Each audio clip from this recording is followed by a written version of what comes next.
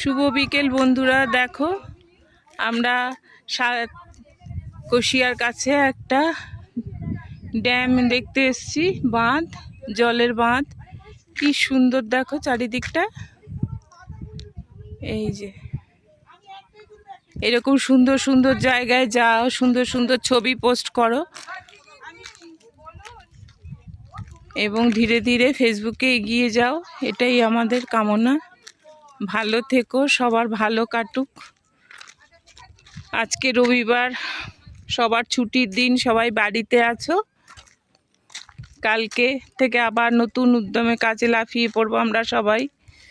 তাই আজকে দিনটা খুব ভালো করে এনজয় করে নাও।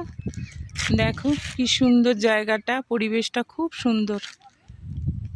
এতদিন পরে একটা টাওয়ার পাওয়া গেছে, তাই জন্য একটু ফোন করতে পারছি। 2 দিন একদম কাজ করতে পারিনি।